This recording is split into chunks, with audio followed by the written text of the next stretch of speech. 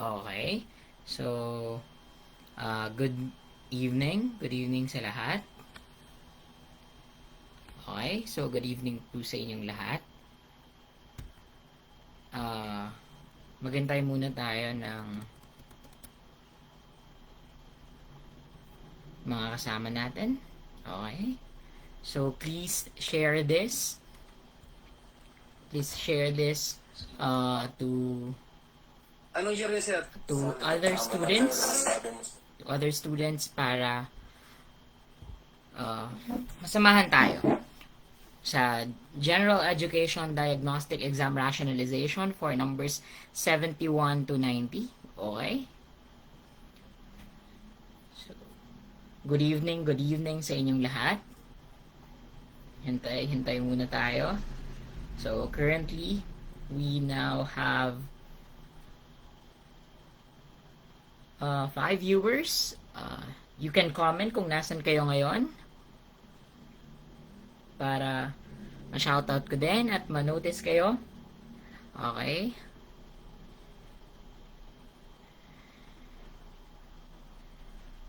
Okay, share nyo muna sa iba habang naghihintay tayo.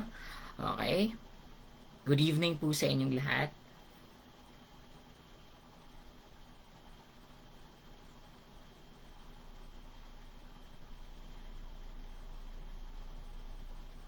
Okay, good evening. Good evening, everyone. So, currently, we now have at least 13 viewers. Especially, good evening po, Clade Daniel.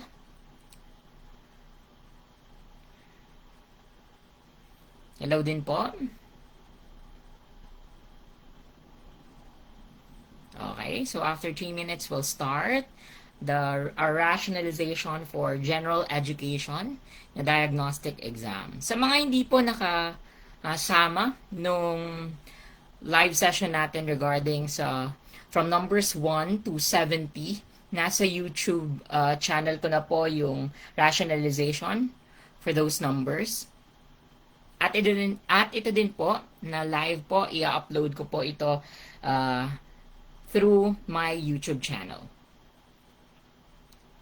Okay, so after 2 minutes na lang, pasensya na at ngayon lang, dahil ngayon lang bumalik yung internet sa amin after Super Typhoon Uwan. So pasensya na kung ngayon lang, pero dahil bumalik na, tuloy-tuloy na rin ulit tayo. Good evening sa mga nanonood. Parang ang tahimik ata ngayon ng live. We already have 25 viewers.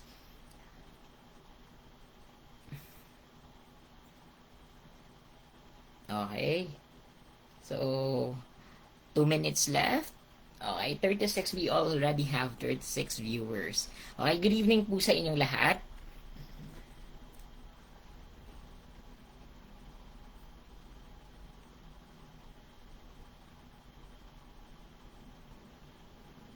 Okay, hintay-hintay lang po tayo. Just for a few minutes. Mag-start na rin tayo. Hopefully, yung mga kasama natin ngayon, yung mga nakapag-take din ng diagnostic exam para alam nyo din kung ano yung scores ninyo. Okay, so, good evening din po sa iyo, Erica Lademora Pacificar. Good evening din po. Good evening po. Mga taga saan kayo?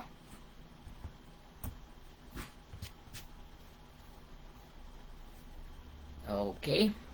Okay, with just 1 minute na lang, mag-start na rin tayo.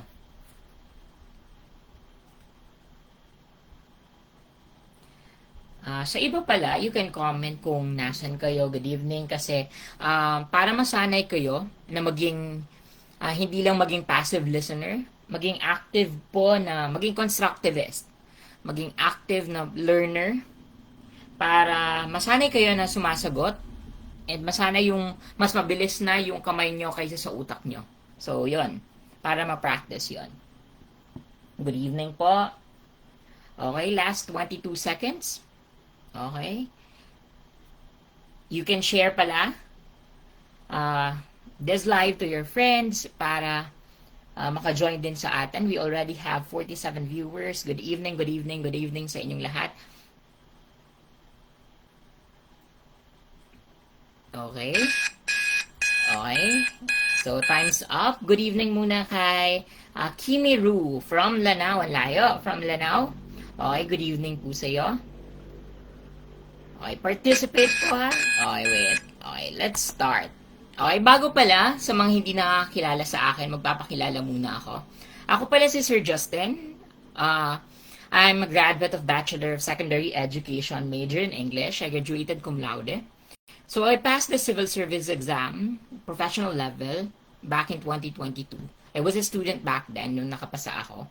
And subsequently, I also passed the licensure examination for teacher in 2023. I got a very decent rating, 89.60. That's 92 in general education, 93 in professional education, and 85 for majorship. I currently don't work. I don't work in the academe. So, good evening din po sa'yo, Jenel Ralingado. Okay? So, sabi ko nga, hindi ako ngayon nagtuturo sa academe. But I love teaching. I currently work in a financial institution here in the Philippines as a research officer. At the same time, I also work as a corporate secretary of a rural bank as part of its subsidiaries nung pinagtatrabuhan ko. I love research, basically. So, I'm a lover of knowledge. I love research and writing and lifelong learning. Kahit hindi ako nagtuturo, I get to practice my degree din when it comes to training sa corporate nga lang. And yun, ginawa ko tong page na to just to help students like you na ma-equip when it comes to licensure examination for teachers. Good evening po, Grace and mga waang. Okay, so I hope na ma-pronounce ko rin tama din. Okay, so once again, good evening po sa bagong dating. Okay, please be an active participant sa live natin. Okay, for our number 1 question, for 71, choose the sentence that uses the correct subject-verb agreement. Okay. Letter A, either the teachers or the principal are coming. Letter B, either the teachers or the principal is coming. Letter C, either the principal or the teacher is coming. Letter D, either the teacher or the students comes. Okay, alin nga ba dyan ang tamang sagot? Okay, comment your answers. Alin nga ba ang tamang sagot? Letter A, letter B, letter C, and letter D. Alin nga ba dyan ang tamang gumagamit ng subject-verb agreement? Okay? Dahil marami pa rin nako-confuse when it comes to the subject and the topic. Okay? Alin nga ba ang tamang sagot? So, tanong, alin? Okay? You can comment your answers. Good evening sa mga bagong dating.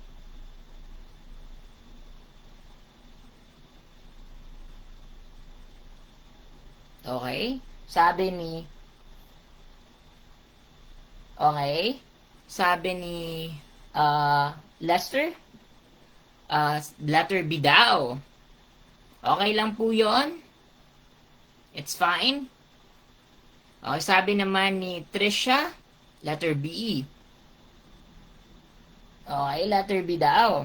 Okay. Letter B. How about the others? Sabi daw ni Kimi, letter B. Okay, sabi daw naman ni Kimi, letter B. Okay, ano nga ba talaga ang tamang sagot dyan? Okay? Sabi ni Trisha, letter B. Okay, anong tamang sagot? Sabi naman ni Grace Ann. Especially ito, parang yung iba dito, mga new viewers ko. Okay? Sa iba, please comment and be an active participant. Sabi ko nga kanina, para masanay yung kamay nyo na mas mabilis na siya kaysa sa utak nyo. Okay? Para pagdating ng exam, mas mabilis na sumagot yung kamay nyo kaysa sa utak nyo. Okay? Okay? Sabi naman daw ni Sandra, letter B daw. Okay? Okay, ano nga ba ang tamang sagot dyan? Ang tamang sagot po ay letter B. Ano nga ba ang rule dyan? Ano ba ang rule regarding dito? Paggamit po ng either at or. Isa lang po yung rule. Pagdating sa paggamit ng sa subject-verb agreement ng mga words na either at or at neither at nor. Okay? Tatandaan po yun ha. Tatandaan po na iisa lang ang rule. Ang rule po ay kapag ang gumagamit ng salitang either at or, dapat mag-agree ang verb sa pinakamalapit na noun. Okay? Sa pinakamalapit na noun. Ano ang pinakamalapit na noun? Since pare-pareho lang naman sa letter A, i-rationalize natin. Sa letter A, ito yung either at or. Ano ang pinakamalapit at ang verb dito ay ang are? Ano ang pinakamalapit na verb? Principal. Singular ba siya or plural? Singular. Kaya mali ang are. Dapat is. Okay? Is. Kaya kasi singular yung principal. Kaya hindi pwede ang are. Sa letter C naman, ano ang pinakamalapit na noun sa verb na is? Teachers. Kaya dapat are. Hindi nag-agree ang verb sa subject. Okay? Sa letter D naman, anong pinakamalapit na noun? Students. That's plural actually. Naka-plural siya. Kaya yung comes dapat com lang. Okay? Kaya ang tamang sagot ay letter B. Kasi is, nag-agree yung verb na is sa word na principal. Okay? So, I hope na klaro na yan ha. Especially yung mga mag-e-exam bukas, kung meron dito. Kasi parang may exam, November 29, di ba ngayon? Okay? So, especially yung mga mag-e-exam for November. Hopefully, okay na po yan.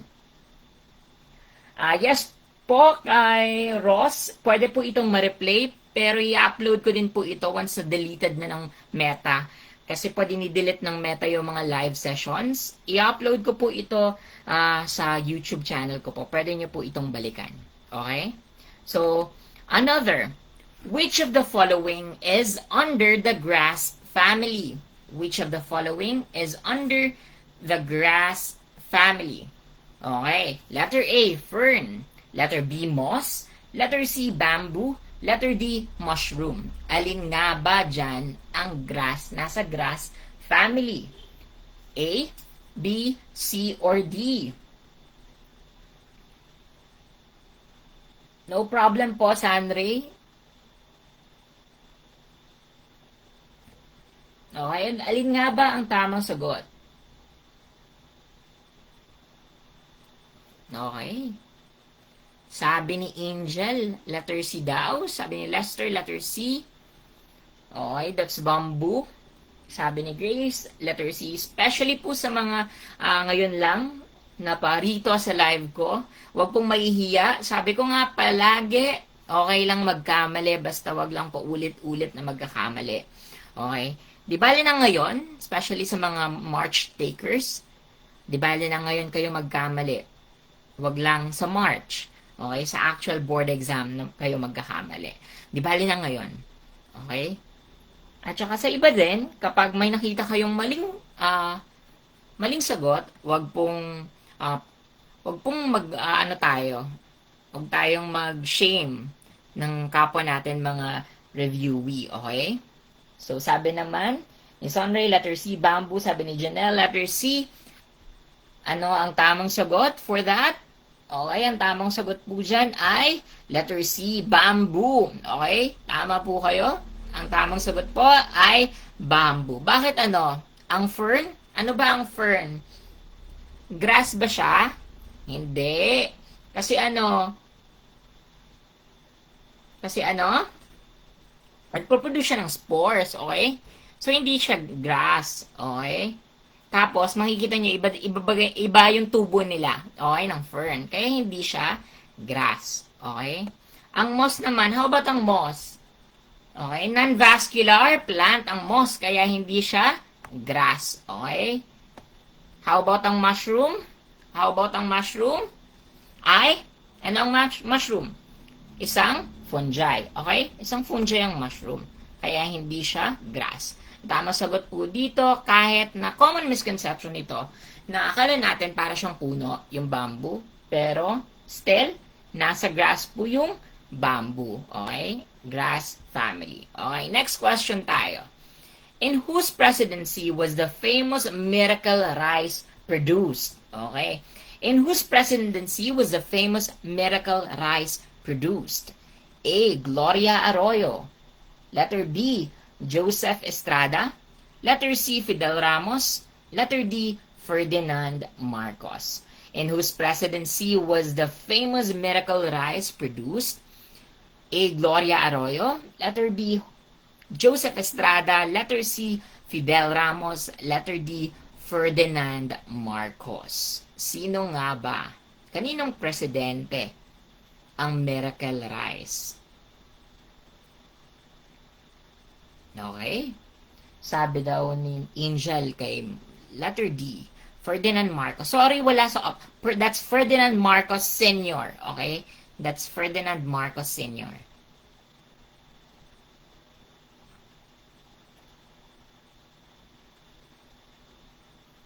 Okay, sabi naman ni Janelle, letter D. Okay. Nga pala, pwede kayong mag-send ng stars.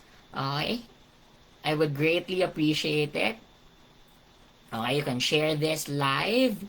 Sa mga hindi pa naka-follow sa mga social media accounts ko, pwede din kayong mag-follow para to be updated. Pwede din kayong mag-join pala sa channel na meron ako. Okay, sabi naman na Grace Ann, letter D. How about the others? Okay. Sabi naman ni Sondre, letter D. Ferdinand Marcos Sr. Okay. Sa iba po, please be an active participant kasi sabi ko nga kanina, sanayin ang kamay mas mabilis sa utak. Okay? Kasi mag-shade kayo. Yun lang naman talaga yung gagawin nyo. Mag-shade kayo. Okay. Sino nga ba dyan? Okay. How to join po sa channel. So yung channel po, yung sa Facebook channel po, may option dyan na channels. Hanapin nyo na lang tapos pwede nyo ma-join doon. Okay? Para maging updated kayo sa mga uploads at mabalitaan kayo kung ano yung mga recent na updates, kung na-upload na ba yung sa YouTube na pwede nyo nang balikan, mga ganun po. Sabi naman ni Jericho, letter D. Sabi ni Pabsy Rams, letter D. Okay, ano nga ba talaga ang tamang sagot? Kaninong presidency ang miracle rice? Okay? Okay, sino yung may sikat na may bagong lipunan? Kay Ferdinand Marcos Sr. Okay? Sorry, wala dyan. Okay, that's Ferdinand Marcos Sr. Okay? Tama po kayo. That's okay lang po yan. Kay sabi ni Libon Tiboli, kay Fidel Ramos, at least na, wala mo na po. Okay? Okay lang basta sa iba po, okay lang basta magkamali. Ha? Okay, kay Ferdinand Marcos, miracle rice. Ano yung mga tatandaan nyo kay Marcos? Yung, of course, the martial law. Kasi tinatanong yan sa LET. Okay? Paborito yan ng board. Kaninong presidency? Ang martial law kay Ferdinand Marcos Sr. Anong mga projects? Yan. Miracle Rice. Ano pa? Yung bagong lipunan, mga keyboards. Tapos mga infra projects. Yan po kay Ferdinand Marcos. How about naman kay Fidel Ramos? Ano yung mga tatandaan kay Fidel Ramos? Anong unang, kapag narinig yung word kay President Fidel Ramos, ano yung unang yung tatandaan? Ang Philippine 2000, okay? Philippine 2000, P2000. Fidel, P2000. Okay, that's Philippine 2000. Kay Fidel Ramos. How about naman kay Joseph Estrada? Ano? Okay. Ano, ano daw kay Joseph Estrada? Ano yung ano natin? Na-impeach si Joseph Estrada. Ano naman? Weteng scandal, of course. Kay Joseph Estrada yon. Siya din yung shortest president na nagkaroon tayo. Okay? So, that's Joseph Estrada. Kay GMA, Gloria Arroyo. Kay Gloria Arroyo, ano nga yung tatandaan kay GMA? Expanded VAT. Okay? The EVAT.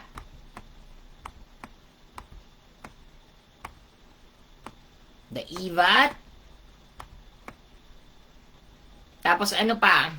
Yung scandal, yung Hello Garci na scandal. Okay? The EVAT kay Gloria Arroyo po ito.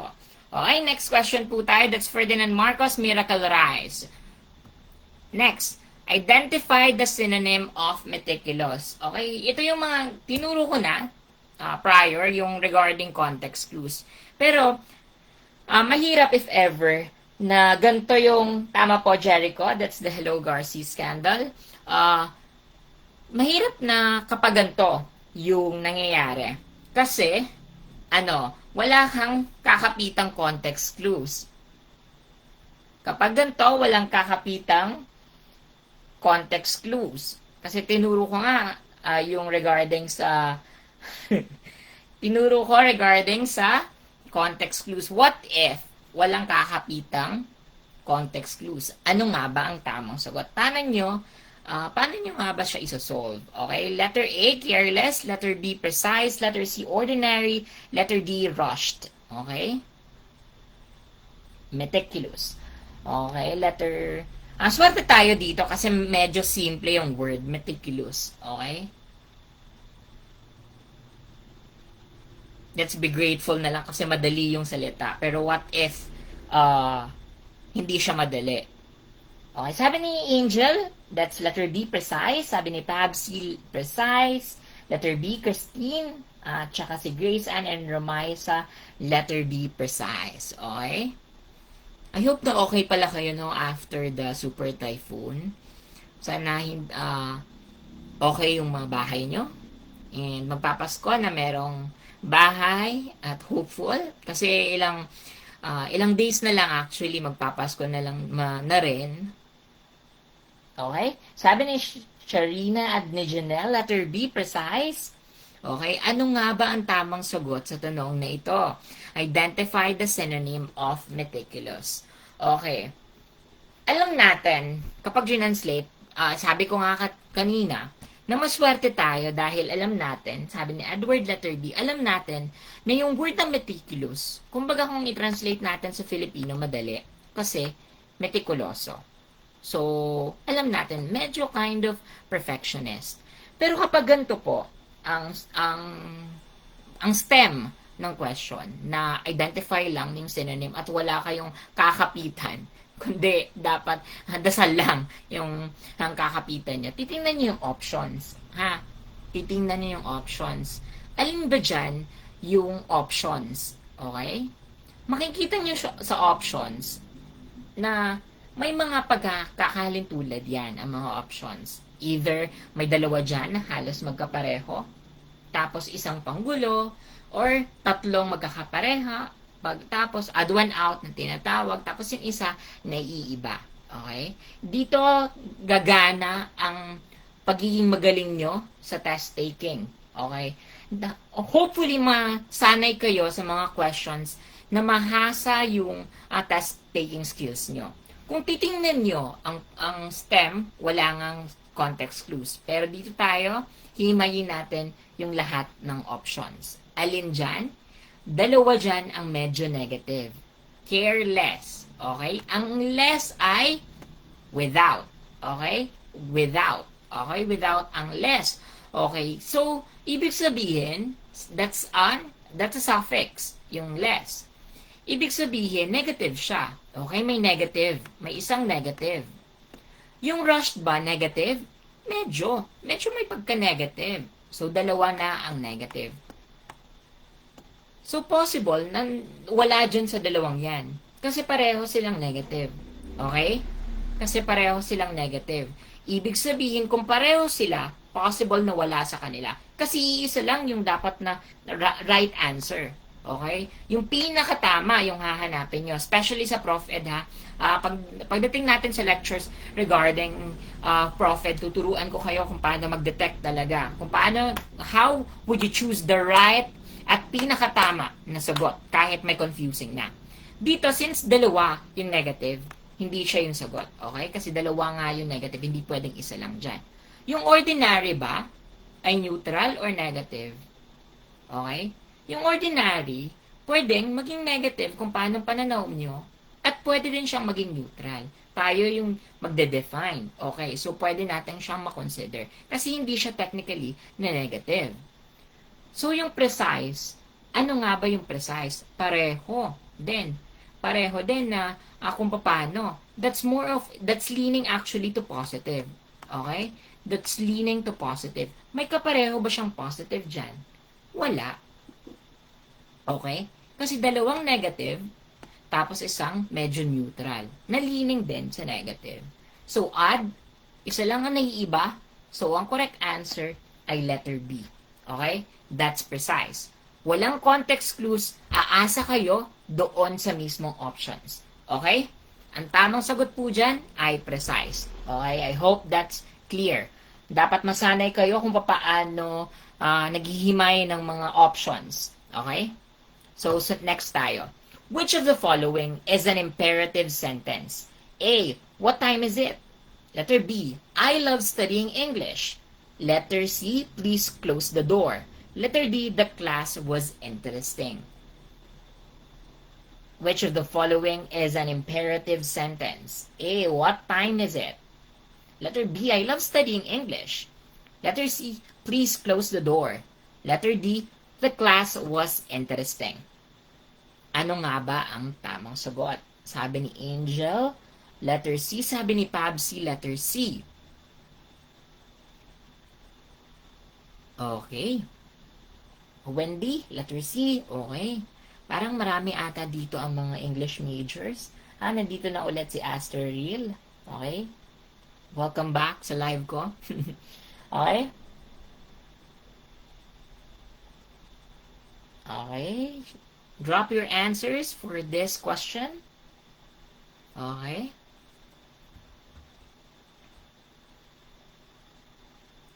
Hopefully, clear na sa inyo ang mga concepts na to ha. Subject-verb agreement, mga ganyan po. Figures of speech, parts of speech, mga basic po yan sa Gen Ed. I'm actually planning to have a comprehensive discussion regarding Gen Ed English. I'm just finalizing my schedule.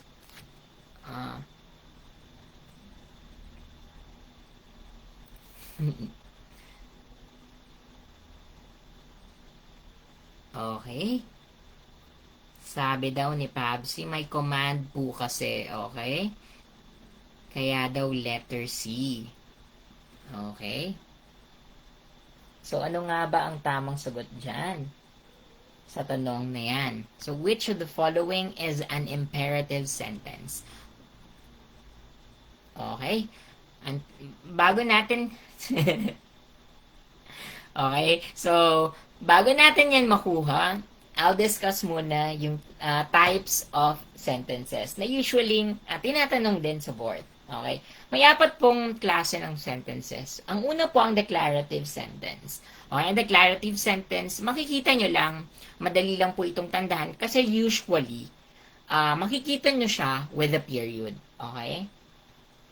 It tells something, kunyari facts. Okay? Sabihin natin na pogi si Sir Justin. Ganun lang. Okay? So, ganun lang. Mabait si Sir Justin. Okay? Ganun lang. Okay? That's a simple statement. That's a declarative sentence. Okay? That's a declarative sentence. Ano naman ang interrogative sentence? Ito naman kasi nag-i-interrogate. Okay? Okay? Madali lang siyang tandaan kung declarative, nagde-declare. Okay? Ng something. Okay? That's period. Palaging tatandaan ng declarative ay period, nagde-declare. Interrogative, i-interrogate. Kaya question mark. Okay, ano ba ang gagawin mo dito? Okay. O, kasama mo ba si ano? O, sino kasama mo last time? O, nag-i-interrogate ka. Okay? Kaya saan siya nagtatapos? Sa question mark. Kasi nag-i-interrogate ka nga. Okay? That's interrogative sentence. Ang exclamatory sentence naman, may parang, it always shows a strong feeling. Nabigla. Okay? Oh my God, oh my God, oh my God. May sunog! Ganon, okay? So, palagi kang nabibigla. Okay? So, possible na may strong feelings. Pwede din pero hindi naman all the time negative. May positive din. Masayang-masaya ka. Wow! Okay? So, pwede din ganon. Okay? Ito, yung example. Please shot puno, impe. Okay? So, yun. That's an exclamatory sentence. Ano naman yung imperative sentence? Sinabi kanina, because nagbibigay ng command. Pwede na magtapos ang imperative sentence sa period kung inuutusan mo siya na in a way na medyo, sabihin natin medyo magalang pa, at pwede din na exclamation mark. Okay, gawin mo to. Okay? Dapat ngayon na. Okay? Pwede din ganon. Okay? So, pwedeng mag-end siya with a period or an exclamation mark. So, ano ang tamang sagot sa tanong na ito? Ang tamang sagot po ay letter C. Kasi, please close the door. Naguutos ang speaker. Okay? That's imperative sentence. Okay? I hope nagre-refresh na lang ako Hopefully, refresher na lang ito. Okay. Next question. Kasi diagnostic pa lang to. Yes po. Number 76. Which figure of speech is used in the stars danced playfully in the moonlit sky? Letter A, hyperbole. Letter B, simile. Letter C, metaphor. Letter D, personification. The stars danced playfully in the moonlit sky. A, hyperbole. Letter B, simile. Letter C, metaphor. Letter D, personification. Sabi ni Wendy, letter D, sabi ni Aster. Pwede ba Aster na lang? Or Aishi? Ang cute ng Aishi Kaya Aishi na lang siguro yung tatawagin ko sa'yo. Itatawag ko sa'yo. Personification. Sabi ni Sandra, letter D. Ni Janelle, letter D. At Diana, sabi niya letter D. That's personification. Okay, sabi ni Pabsi, letter D. Ni Grace Ann, letter D. So, bakit nga ba letter D? Okay? Bakit nga ba letter D ang tamang sagot? Yes po, tama po kayo actually. Ang tamang sagot po dito ay personification. Okay? Himayin na naman natin yung sentence. Kasi para po sa iba.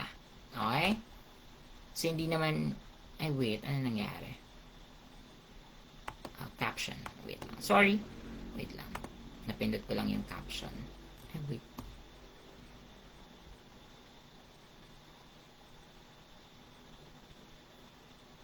Okay. So, bakit nga ba personification ang tamang sagot? Dahil po sa word na danced. Okay? Dahil sa dance, ang stars ba kayang makapagsayaw? Kaya bang kaya bang sumayaw ng dance? Yes, sa Filipino actually, pagsasatao. Yung dance. Yung personification. Dahil sa word na dance, pwede pang makonsider yung playfully. Pero, kaya ba ng star mag-dance? Hindi. Kasi tao lang yung kayang possible na mag-dance. Pwede din yung mga hayop, if that's what you want. Okay? A stars dance. Pero dito ang hinahanap ay figures of speech. Ang hyperbole, ang hyperbole ay pagmamalabis. Okay? Hyperbole, exaggerated. Okay? Exaggerated. Wala naman dyang exaggerated. Nagamit lang namang flowery words na dance, hindi naman siya in-exaggerate. Okay? Kaya hindi po yan hyperbole. Ano ang hallmark ng simile? Pinakamadali, dapat may word na like and as. Ano ang metaphor? Pwedeng, metaphor? Paghahalin tulad, pero walang like and as. Ganun lang kadali yung metaphor. Madali-dali yung metaphor. Okay? Pansin ko ang dadali ng questions natin ngayon kasi nasa gitna to eh. Okay? So next question. It is considered as a UNESCO World Heritage Site in Ilocos Norte. Okay? So A. Paway Church, B. Curimao or Surimao. I really don't know kung anong pronunciation ito. Rock formation. Wait, let me just check pala para ano tayo.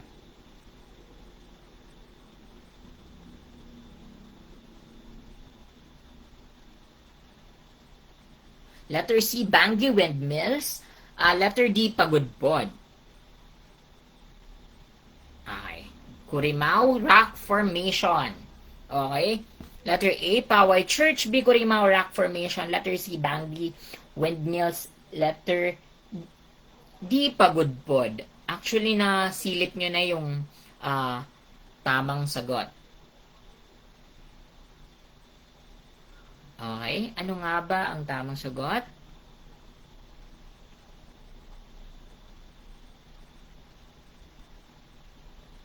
Okay, sabi daw ni Grace, sabi ni Aishi, Paway, sabi ni Grace, letter A, Pabsi, sabi ni Warren, okay, welcome po sa live natin, thank you for participating, Warren, sabi ni Diana Rose, letter A. Okay? Lahat ba yan ay matatagpuan sa Ilocos? Lahat ba yan ay matatagpuan sa Ilocos? Yes, matatagpuan yan sa Ilocos. Lahat po yan matatagpuan sa Ilocos. So, ang tamang sagot po dyan ay ang Paway Church kasi na-distinguish siya as a UNESCO World Heritage. Ito ay bahagi ng Baroque churches sa Pilipinas. Okay? Ang Curimao Rock Formation naman ay matatagpuan sa Curimao, Ilocos Norte. Ang Bangi Windmills at Pagudpod. Ang Pagudpod ay isang town sa Ilocos Norte. Ang Bangi Windmills, doon po yun matatagpuan.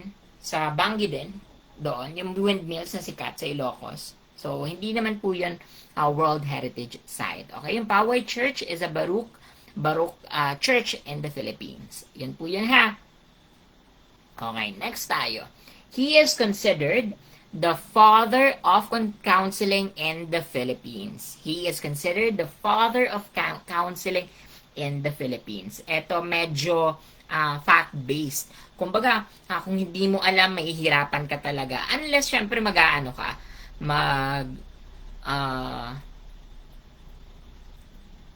sorry, yung Dean Rose dyan, Dr. yan, Dr. Rose Clemenia. Sorry, Dr. Rose Clemenia. Madali na yan sa inyo. Cross out na natin si Sigmund Freud. Cross out na natin si Freud.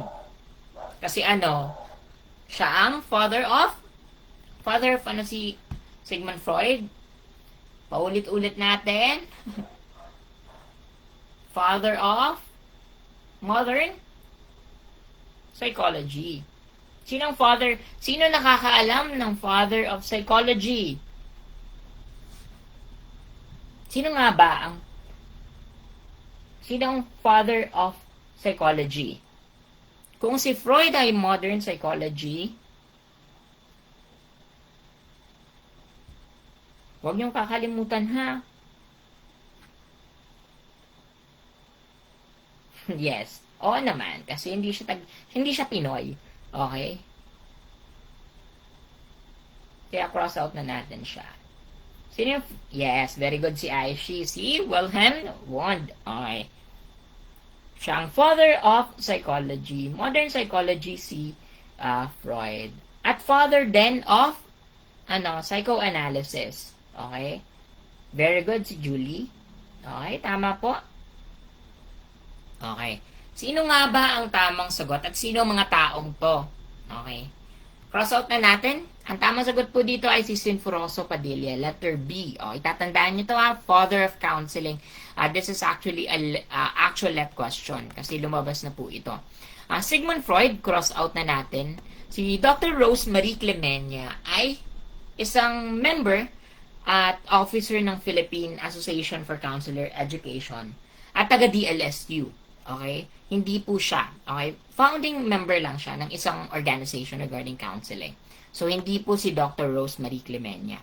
Si Father Bulataw naman, in case itanong ng board, ay also known as Father Boo, kasi kinuha yung Bulataw. Okay? That's Father Boo.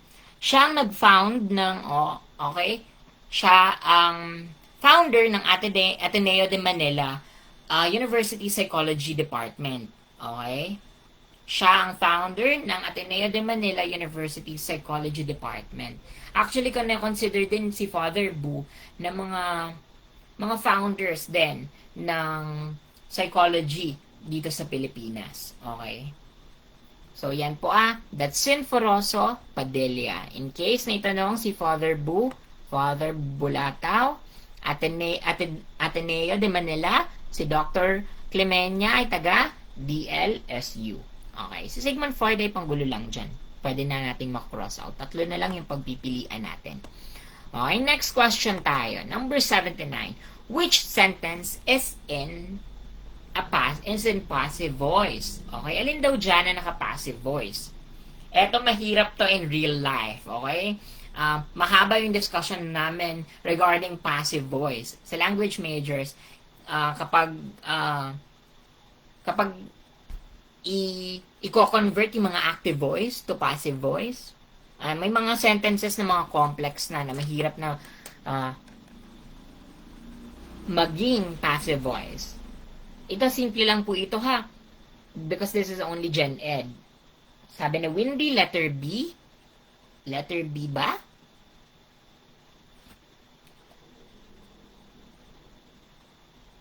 Letter B daw, sabi ni Wendy.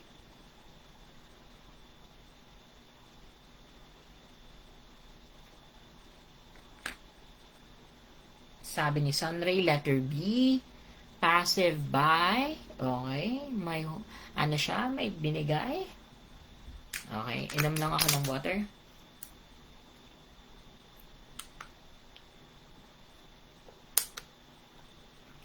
Sabi naman ni Aishi, letter B naman. Letter B. Diana Rose, sabi ni Diana Rose, letter B. Ni Greece, letter B. Okay. Alin nga ba dyan ang passive voice? Ang passive voice dyan ay ang, of course, letter B. Ano muna ang passive voice at active voice? Okay, differentiate muna natin. Mabilisang differentiate. Okay, pag-differentiate natin. Active voice, ano ang active voice? Ang subject ay ang doer ng action. Okay? Paano nyo gagawing active voice to? The teacher praised the students. Ganun na. Okay? That's an active voice. This is in the passive voice. Okay? Ito yung sinasabi ko. Letter A is in the active voice. Kasi yung teacher, yung subject, ay ang doer ng action. Okay? Ay ang doer. Siya ang gumagawa dito. Okay? Siya ang gumagawa. Active, active, active, nasa unahan ng subject. Tapos, ang passive voice naman, kapag passive voice, ang subject ay receiver. Okay? Ang receiver ng action. Dito, sa case na to, yung mga estudyante daw ay pinuri ng teacher. Okay? Sa Filipino kasi, nag-iiba yung grammar. Kaya okay pa rin pakinggan. Okay? Sa English, medyo off pakinggan ng mga passive sentences. Pero hindi naman ibig sabihin na prescribe palagi na gumamit ng active voices. Okay? Kasi minsan, kailangan natin talagang gumamit. Hindi natin may iwasan. Sa mga academic papers, hindi natin may iwasan na gumamit ng passive sentences. Bakit? Kasi minsan kailangan nating i-tone down yung mismo. Kapag nagsusulat kayo, as you go throughout life, kapag mga professionals na kayo, hindi nyo may iwasan na gumamit ng mga passive voices. Kasi by doing that, mas natotone down yung mga sentences. Okay? Ang letter C naman, still, ang teacher ang doer ng action. Ito yung verb. Tapos, ito yung, tawag dyan, helping verb tapos main verb. Okay? Tapos, receiver, ulit, yung mismong, hindi receiver yung teacher. Siya yung doer. Okay? That's an active voice. Dito din, nagbago mismo. Nagbago mismo. Yung sentence mismo, nagbago yung meaning. Pero still, naka-active voice.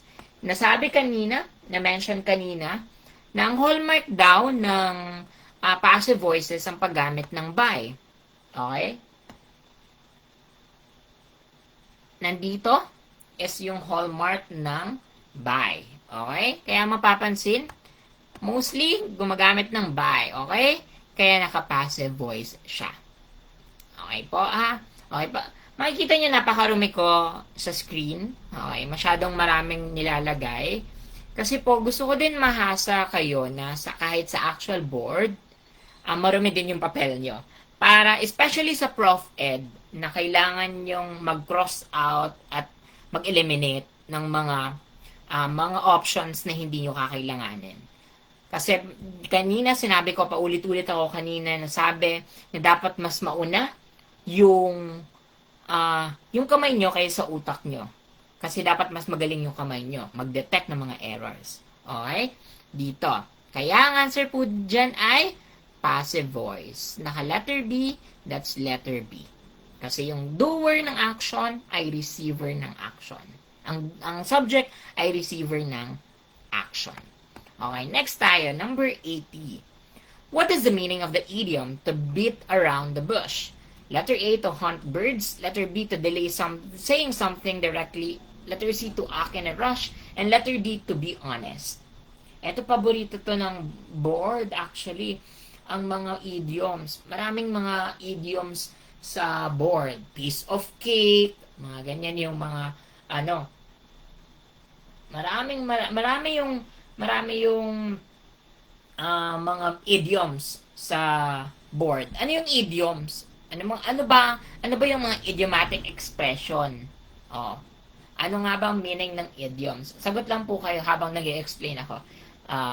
Pasensya niyo ng medyo pagiging maingay ko. Okay? So, ano nga ba yung idiomatic expression? Ang mga idiomatic expression ay kapag binasa mo, hindi pwede na makuha mo yung literal dahil doon sa binasa mo. Okay? Kadalasan may figurative meaning siya. Okay? So, hindi ibig sabihin na to beat around the bush, yun yung mismong meaning. Okay? Good evening po kay Sir Ikel. Please, supportahan din po natin si Sir Ikel sa kanyang page. Thank you po, Sir Ikel. Supportahan din niyo po si Sir Ikel sa kanyang page. Napakagaling po niyan when it comes to science. Okay. What is the meaning of the idiom to beat around the bush? Okay. Sinabi ko kanina, ano pa yung mga usual na mga idiomatic expression? Di ba sinabi ko kanina yung piece of cake? Ano pa yung mga narinig nyo? Okay? Break the ice. Narinig nyo na yung word, the idiomatic expression na break the ice? For example, kung kunyari na awkward ka, kaya break the ice. Okay? Kasi, parang binabagsak yung yelo. Para to start a conversation. Para magkaroon kayo. Yes po, tama po si Aishi. That's the connotative meaning. Kasi figurative. May iba pa siyang meaning.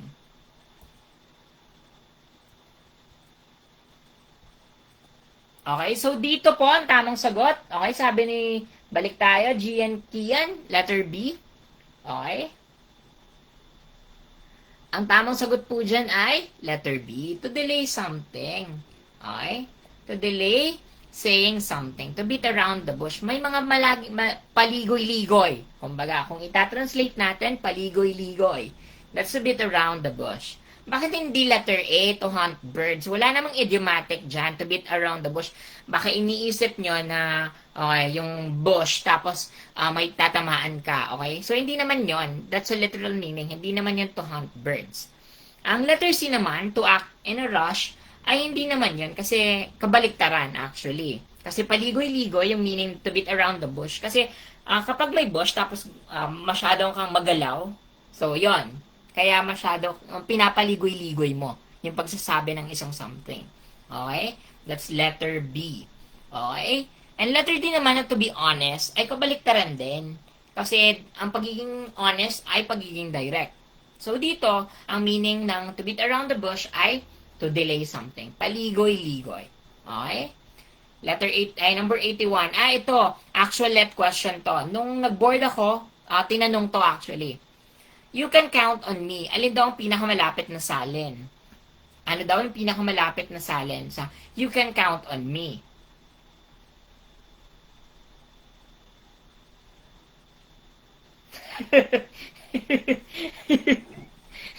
Sabi daw ni Sunray, kaya dinidelay siya. Kasi matagal daw talaga ang mga bush. Pinupuno muna bago maglarga. Bago lalarga, okay? Sakay-sakay na kayo. That's witty.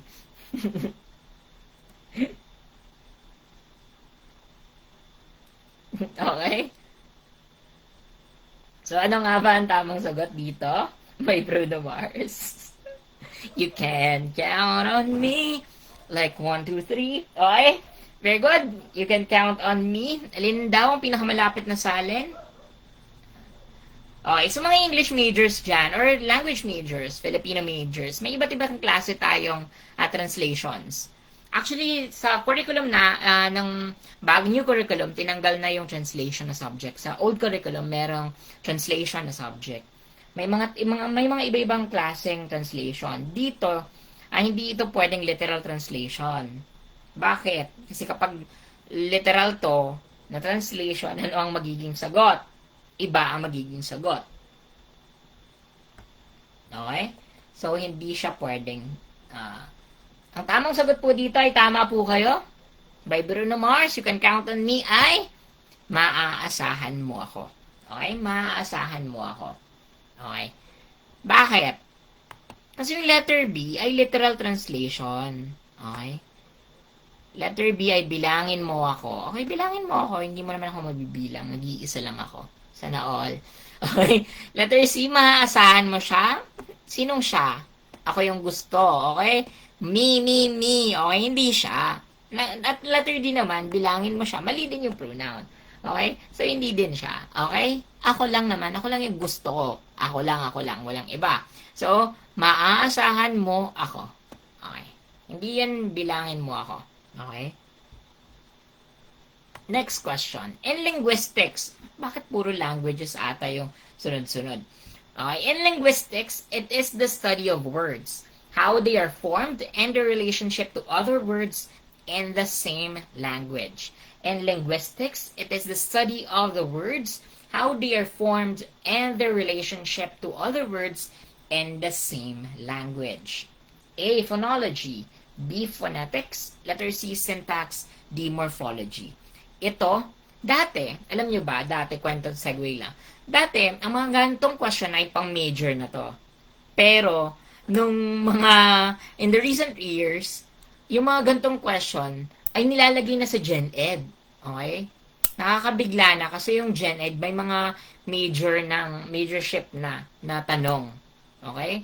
This is actually a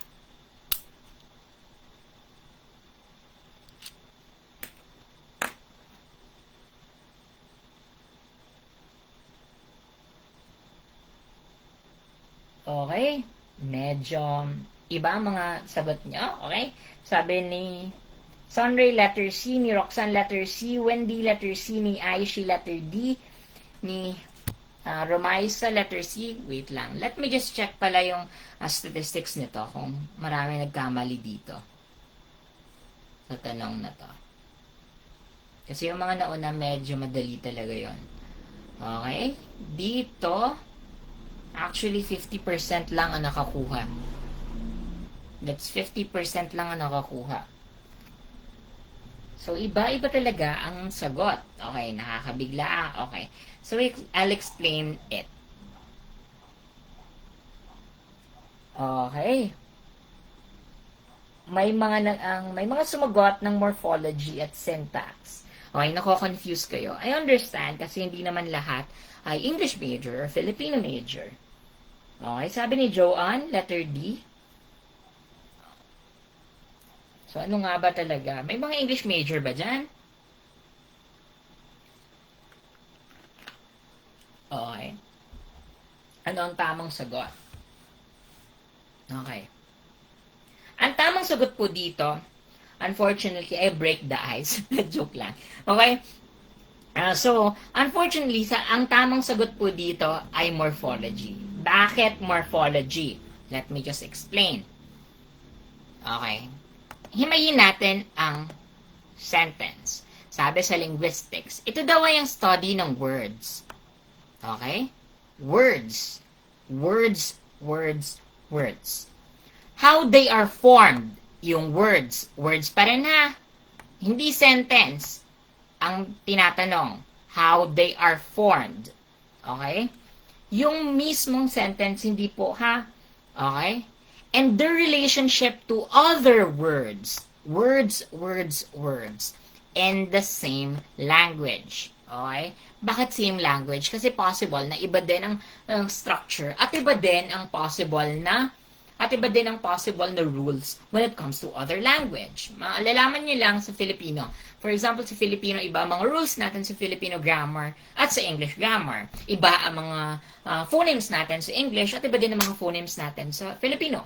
Yon. Okay? So, dito, ang tinatanong ay words. Yung mismong words. Kaya, morphology siya. Okay? Phonology. Anong phonology? Anong phonology? Pag-aaral ng ano? Ng tunog. Okay? Siya ang pinakamaliit na unit ng tunog. Okay? Okay? Sa tunog, sa wika. Okay? Tatandaan nyo sa language. Dito, phonetics, yung articulation, yung mismo. Okay? Phonetics. Magkaibang phonetics sa phonology. The sound. Okay? At ang syntax naman ay anong syntax? That's the actual grammar. Okay? Sentence structure. At tandaan nyo po na ang syntax ay sentence structure. Yung relationship ng mga words sa kada isa. Siguro doon kayo na-confused. Basta may sense na, doon na nagkaka-syntax. Although, huwag na natin yung i-discuss kasi medyo malalim na yun sa English major. Okay? Sa morphology, that's words.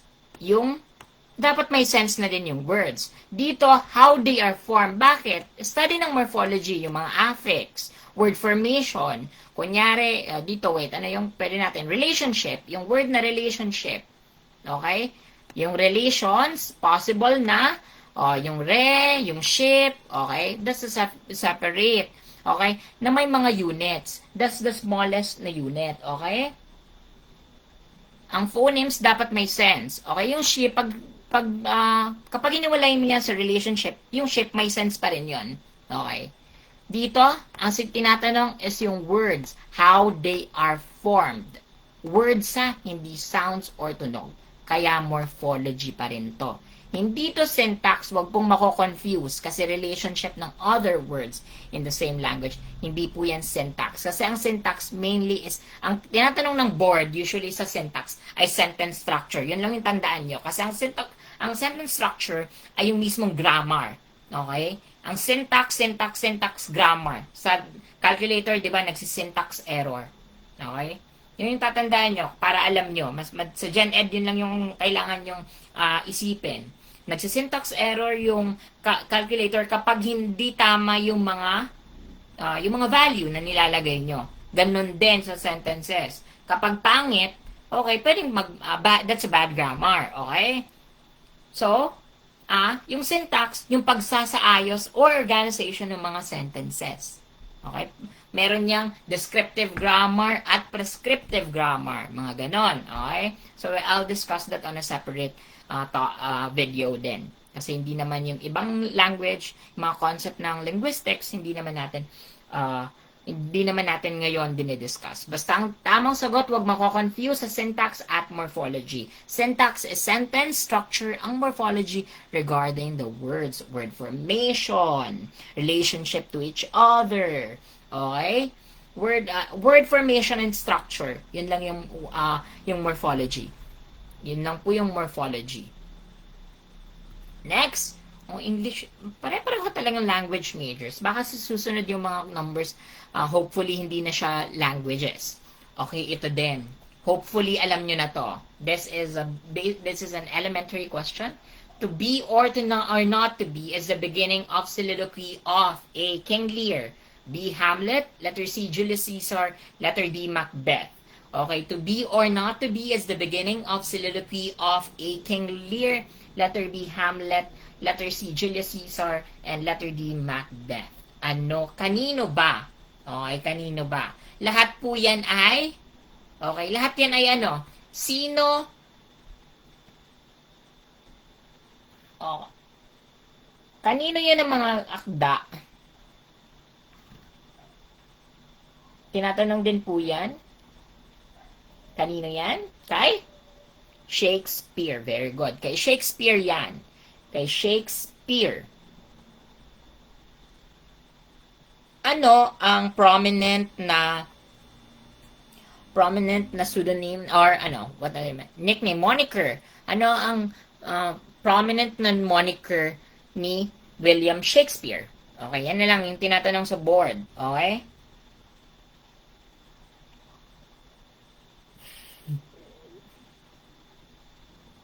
Siya ang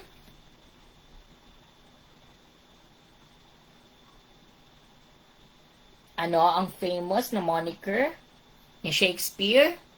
Siya ang ano?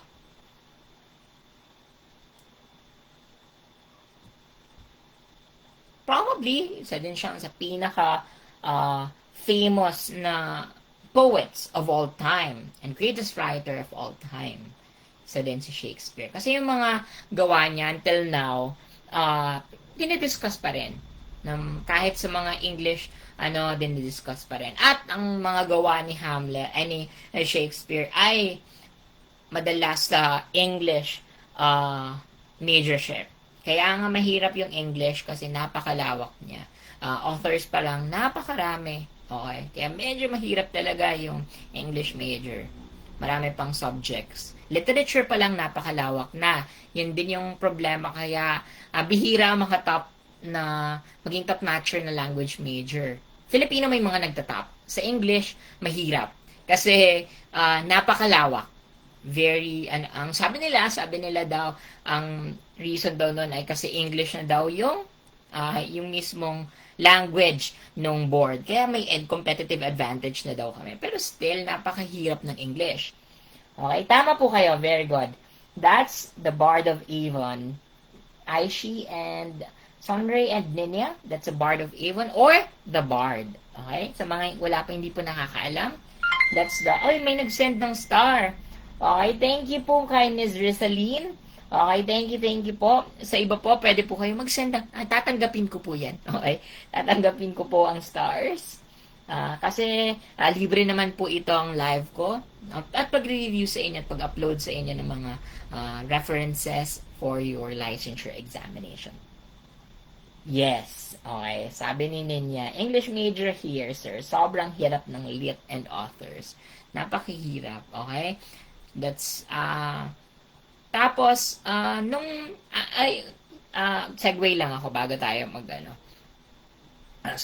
sa mga language majors dyan, at iba din, ng mga secondary, mga BS Ed, mag-focus kayo, siguro more of, yes, establish your knowledge sa Gen Ed, pero focus more, magbigay kayo ng maraming oras sa major nyo. Kasi mahihirap ang tanong sa majorship. Okay? Ibang level. Okay? And sobrang hirap ng lit and authors. Yes, marami pa yan. May language research. Okay, so hopefully, kahit sa Prof Ed, I'll give my, dahil field ko din talaga yung research. I'll make it easier sa inyo. Okay, so ang tamang sagot ay si Hamlet. Okay, naging talk show na tayo. Hamlet. Okay, si Hamlet po ang nagsabi ng to be or not to be, ang soliloquy. Okay? Hamlet ay isang tragedy na sinulat ni William Shakespeare. Ang King Lear, ano din yan, character din yan ni Hamlet. Okay? At Macbeth, character din yan ni Shakespeare. Okay, next, meron ng ibang hindi na language.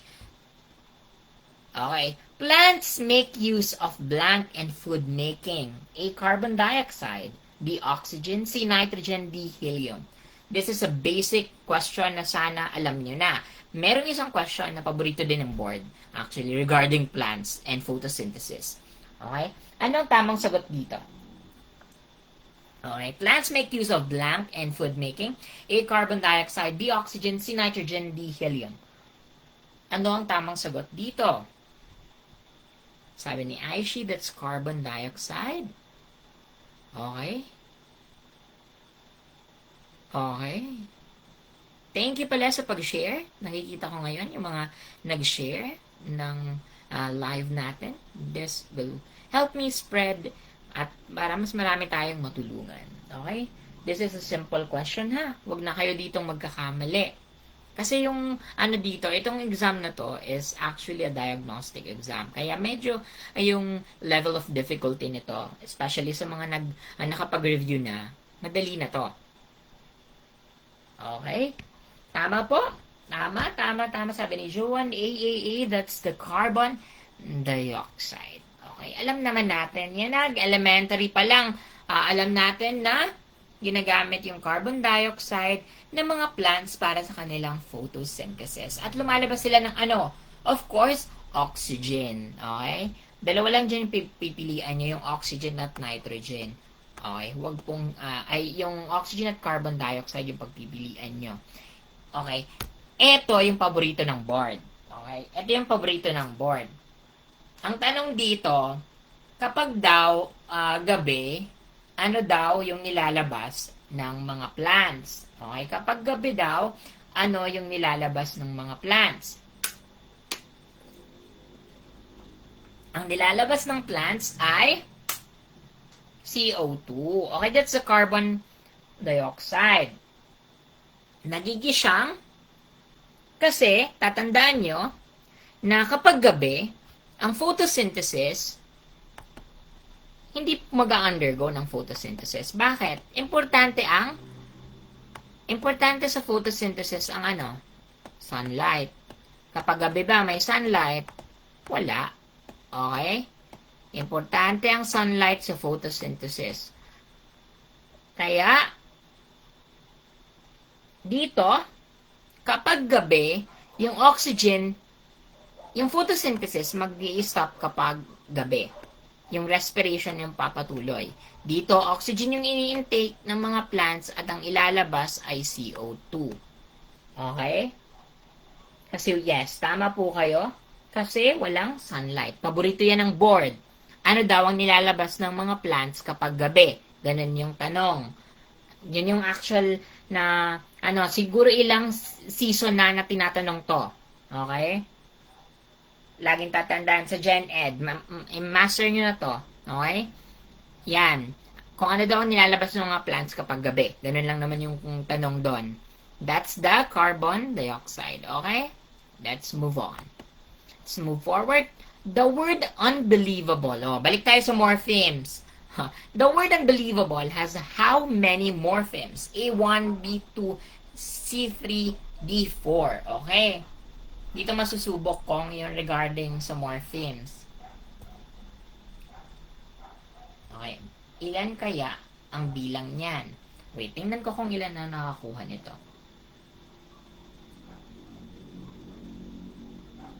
Very good. That's almost 56% din yung nakakuha sa tanong na to. Okay. Ilan ba ang morphemes sa unbelievable na word? Bilangin natin. Sabi ni Windy, letter C. Sabi ni Grace, okay. This is actually a let question din. Kasi may maraming question na ganito. when it comes to Gen Ed English, kung pinapabilang yung morphemes. Hindi lang unbelievable na word, pero marami pang ibang words na pinapabilang. Minsan binibilang kung ilang syllables, mga ganun. So, unbelievable. Cut natin. Tama po kayo? Okay? Okay? Bago yan, discuss muna pala natin yung affixes. Okay? Bago ko i-reveal ang tamang sagot, discuss natin ang affixes. Ano ang affixes? Ano ang affixes? Ang affixes ay yung mga words na mga maliliit. Okay? Mga maliliit na dinadagdag sa mga words or root words na para magkaroon ng panibagong meaning or grammatical function. Yung word. Okay? Sa English, may 4 classifications. Okay? Baka ang alam nyo lang ay prefix at suffixes. Ha? Baka ang alam nyo lang ay prefix at suffixes. May dalawa pa. That's the infixes at circumfixes. The infix and circumfix. Okay? May dalawa pa. That's 4. That's the prefix, suffixes. Ang prefix, anong mga example ng mga prefix? Ano mga example ng mga prefix? On. Classic example, on. Anong meaning ng on? Not. Na. It's a word na unclear, malabo, unhappy, not happy. Okay, that's the prefix. Sa Filipino, ang word na affixes ay ang panlapi. Okay? Ang equivalent niya sa Filipino ay unlapi. Unahan. Okay? Mas madali sa Filipino. Unahan. Unlapi. That's the before. Okay? Kaya before fixes. Okay? Okay? That's the prefixes. Suffixes naman ay nasa hulihan. Okay? Hulihan. Suffixes. Anong mga example ng mga hulihan? Nasa hulapi. Okay? Filipino, kunyari, word na sariwain. Okay? Yung in, yung hulapi doon. Sa Filipino, teachable. Okay? Teach, tapos able. Okay? Yon. That's the suffixes. Ang infixes naman ay, sa Filipino ay gitlapi. Okay? In fact, infixes ay nasa gitna. Kaya nga gitlapi. Gitna. Gitlapi is gitna. Okay? Infixes, inside. Okay? Inside. Sa English, malimit to. Hindi to usual, yung mga infixes. Pero meron. Pero masyado siyang malimit. Kasi ang usual talaga ng mga affixes ay mga prefixes at suffixes. Yun lang talaga. Kaya sa iba, hindi din familiar yung infixes at circumfixes. Hindi circumfixes. That's circumfixes. Ang circumfixes naman, or circumfix, kung singular, ay kabilaan. Ano ang kabilaan sa Filipino? Ano na kabilaan? Ibig sabihin, kabilaan is nasa unahan at hulihan. Kaya nga magkabila. Okay? Kung ito yung word, merong panlapi dito, meron ding panlapi dito. Kabilaan. That's the circumfixes. Okay? Ang laguhan naman, maraming, sa English, wala siyang direct na equivalent. Kaya may mga gumagamit na multiple affixes, may simultaneous affixes. So, wala siyang direct equivalent sa English. Kasi malimit din talaga gumamit ng laguhan at kabilaan sa English. Mostly prefixes and suffixes. Ang laguhan ay meron sa unahan, meron din sa dulo at meron din sa gitna. That's laguhan. Okay? Laguhan. Yan ang laguhan. Okay, balik tayo sa question. Ang tamang sagot doon ay 3. Kasi, one morpheme, the on. Ito yung sinasabi ko kanina na word formation. Word formation. Unbelievable. From the root word believe at able. The capacity. Okay? unbelievable. That's 1, 2, and 3. Okay? Kaya 3 po ang tamang sagot. Hindi po yan 1, hindi po 2, at hindi 4. Hindi ko alam kung paano kayo nagbilang, kung ganyan yung sagot niya. Okay? So, that's 3. Next question. Ay, ano ba to? Another. Which sentence uses the correct preposition? Letter A, she is good in playing chess. She is good on playing chess. She is good at playing chess. She is good to playing chess. This is actually about preposition. May mga, sa Gen Ed, marami nito. Maraming questions regarding preposition. Regarding preposition of time and place. Tinatanong yan. Kasi confusing naman talaga siya. Nung bata-bata nga ako, kahit ngayon, kahit sa work, nagkakamali pa rin naman ako when it comes to prepositions. Kasi mahirap din talaga siyang ma-master. Because there are prepositions that are so versatile. Like, in at on. Napaka-versatile niyang dalawa. So, pwede natin siyang pagbalik-tarin sa ibang mga words. Kaya minsan, nagagamit mo siya at the same time. Pero may mga prescribed talaga. Especially time and place. Kasi fixed siya doon. Kasi established na yon. Okay? So, yes, tama. Daming ganyan sa CSE. Yes. Okay? So, hopefully, nakapag-take na din pala kayo ng civil service. Sa civil service, ang ano lang is maraming babasahin. So, napakahaba ng mga tanong. Yun lang yun. Kukulangin ka sa oras sa pagtatanong. Okay? Sabi ni Joanne, letter C, Ninya, C. Lahat C ang nakikita ko. So, ang tamang sagot ay letter, of course, letter C. Okay? Bago natin yan, balikan natin ang prepositions. Okay? Balikan natin ito. Okay. Prepositions, pinaka-general, sa time natin, kasi ang in, on, at ay usually ginagamit congratulations, Aishi. Okay. Batiin nyo si Aishi. Congratulations. Okay. Usually, ang in, on, at ay ginagamit sa time at place. Okay. Ginagamit siya usually sa time and place. In, mas general. Pababa, mas specific. Tatandaan nyo, ang at ay ang pinaka-specific. Yun lang yun. Okay? Yun lang yun. Ang at ang pinaka-specific sa lahat ng prepositions. So, kumbaga, nasa molecular level yung at. Okay? In, anong tatandaan sa in? Kapag mga countries, cities, neighborhood, and enclosed space. Okay? Car is an enclosed space. Kaya, nasa loob ka doon. Okay? Dito naman, centuries, decades, years, months. Ang iisipin nyo lang dito, kapag nagkaroon ng specific, for example, October 25. October.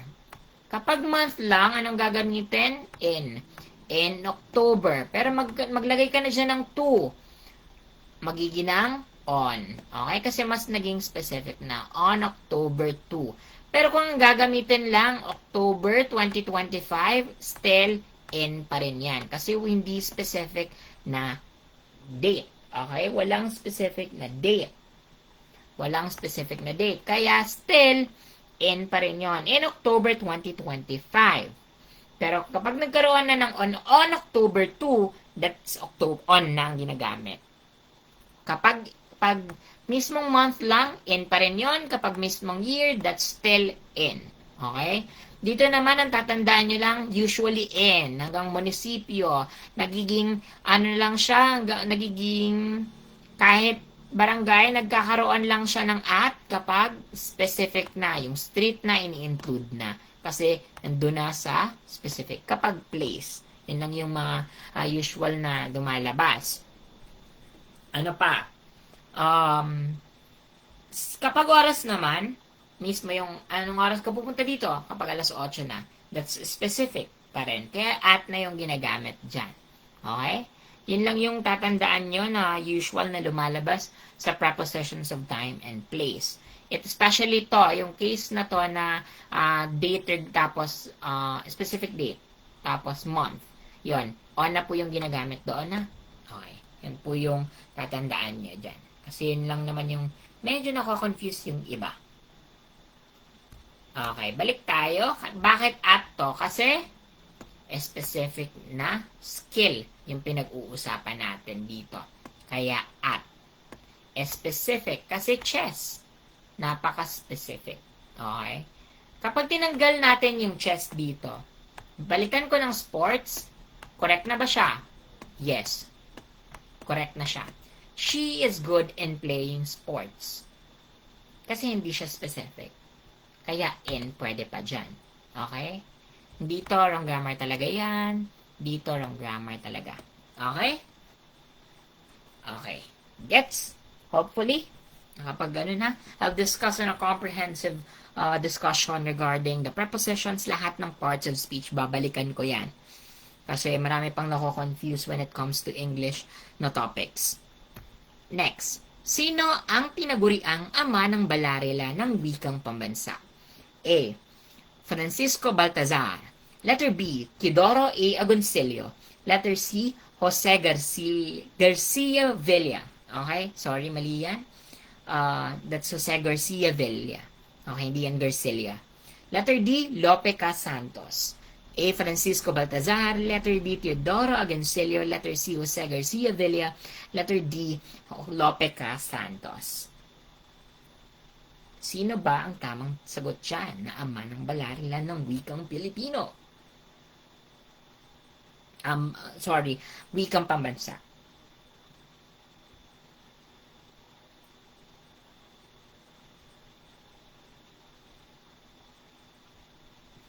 Okay?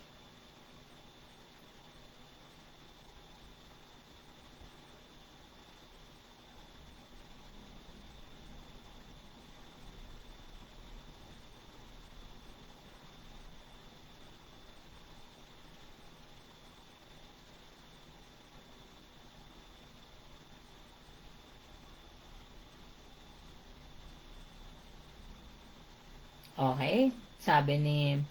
Uh, sabi ni Grace, letter D. Aishi Lope Casantos ni Julie, letter D. Okay, ni Roxanne, letter D. Ni Romaisa, letter D. D. Lahat, almost. Ni Aljan, letter D. Ni Warren, letter D. Okay?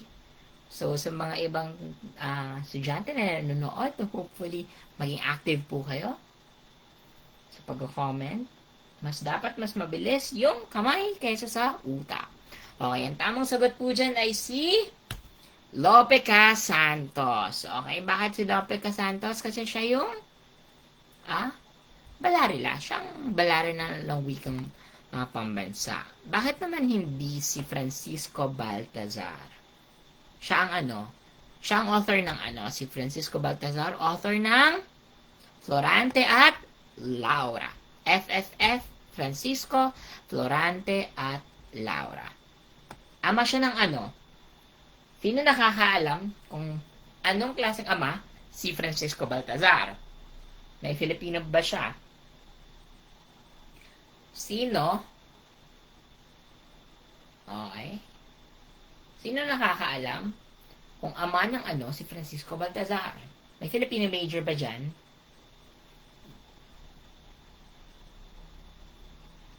Okay. Francisco Baltazar. Hintayin natin.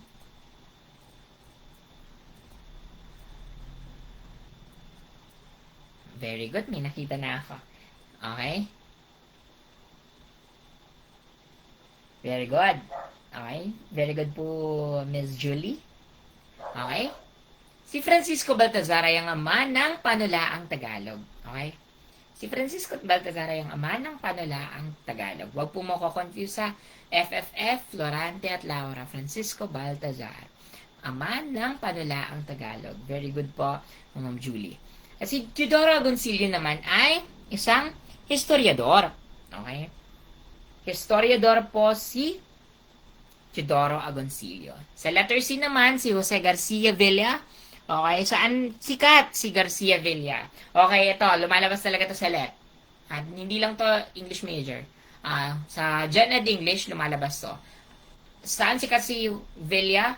Sa Kama Poem. Okay?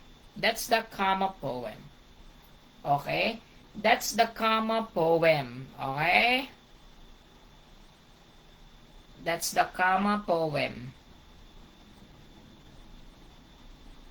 That's the Kama poem. Saan sikat? Si Garcia Villa?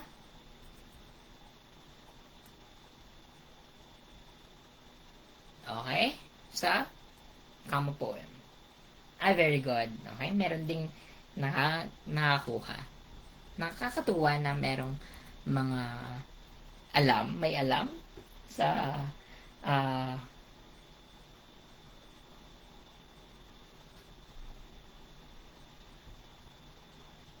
wait lang, inom lang ako tubig.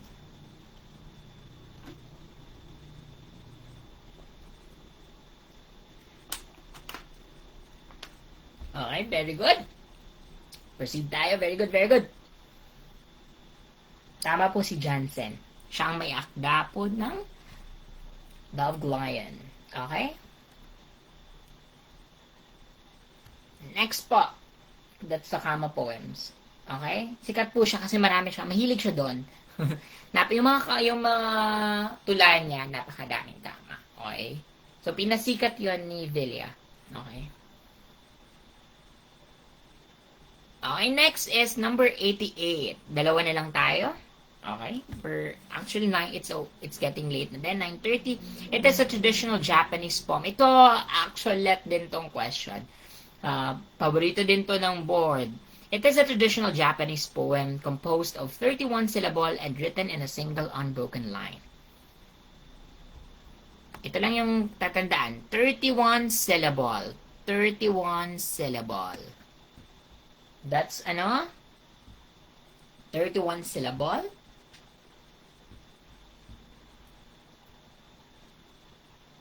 Ano yung 31 syllable?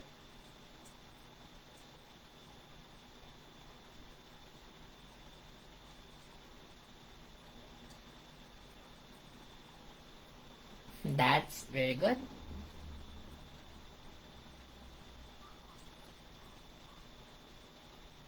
That's the tank. Very good. 31 syllable na usually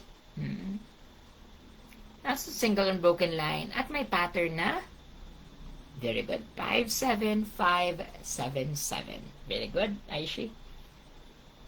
That's the tanka. Okay? That's the tanka. Ano ang haiku?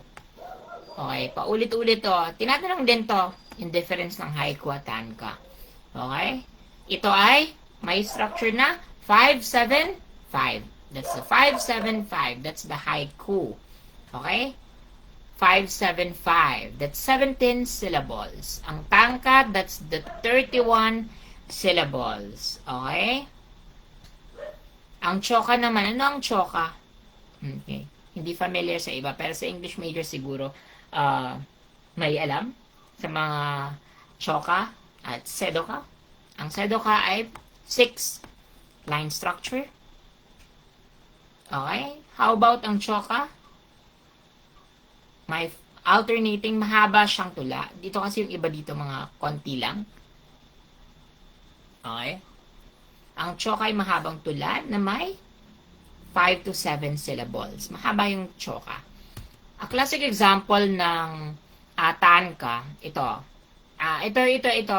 This is the haiku. Matsuo Basho. Tinatanong yan. This one. Tinatanong ito sa left. Baka may English major dyan. Tinatanong yan. Si Matsuo Basho. Sa English major. Hindi sa Gen Ed. Okay? Bilangin natin. That's 5. An old silent pond. A frog jumps into the pond. That's 7. Splash. Silence again. Okay? That's haiku. That's the 5-7-5 na pattern. This is a tanka. Araw na mulat. 5. Sa may gintong palayan. 7. Ngayong taglagas. That's 5. Di ko alam kung kailan, that's 7. At puso ay titigil na, that's 7. Okay, that's the pattern of tanka. Okay, tanka. Dito sa Gen Ed, dito lang yung kailangan nyo. Haiku at tanka. That's the difference. 575, 77, at sa haiku, 575. Ang tamang sagot po doon ay tanka. Okay, next question. Last 2 questions. Who is considered the Shakespeare of India? Ito, tinatanong din to sa mga dayag na sa left. This is an actual left question. Question, who is considered the Shakespeare of India? Okay, Shakespeare ng India, sino? Si?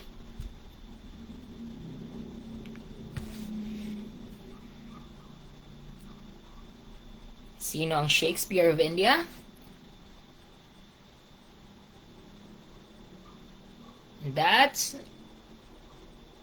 Okay, very good, very good. Okay, that's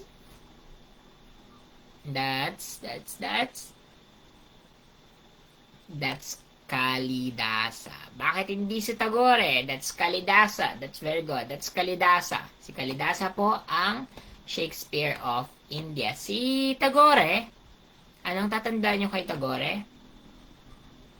Ang Nobel Prize winner siya. Tagore ay the Bard of Bengal. The Bard of Bengal. Okay, Bard of Bengal.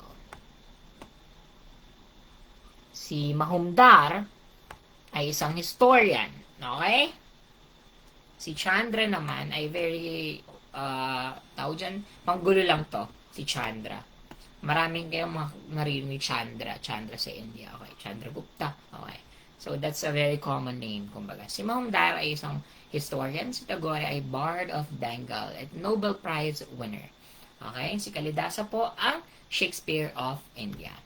Last question for this rationalization for Gen Ed. Ilan ang ponema ng Filipino? Ilan ang ponema ng Filipino? A31, B26, C28, D21. Ilan nga ba? Okay. Ilan nga ba ang ponema ng Filipino? Wait lang, let me just check pala yung kanina hindi ko na-check.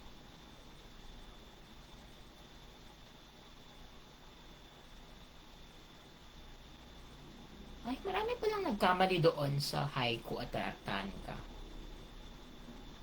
Kahit sa, maraming nagkamali dito. Okay. That's only 31% ang nakakuha ng sagot dito sa number 90. Ilan ang ponema ng Filipino? Sabi ni Wendy, letter A. Ni Roxanne, D. Letter C. Kay Grace, Rohana, letter D. Julie, D. Okay, iba-iba ang sagot. Okay, naintindihan ko, okay? Kaya nga doon sa diagnostic, 31% lang yung nakakuha sa tanong na ito. Bakit kaya 31% lang? Okay. Ang sabi naman ni Aishi, that's 21. So, ano nga ba talaga ang sagot? Ano ba talaga ang sagot dito? Ano ang sagot? Okay, ang sagot po ay tama po. Tama. Okay, may nakita na ako. Okay. Tama po. That's letter D, 21. Kasi may 16 na katinig at 5 na patinig. Please, follow din po sa social media pages ko from sa YouTube and TikTok and of course Instagram natin. Okay, thank you. Okay. Cut the live na. Thank you po sa lahat ng nag-share at nag-participate ngayong araw. Okay? Thank you sa lahat.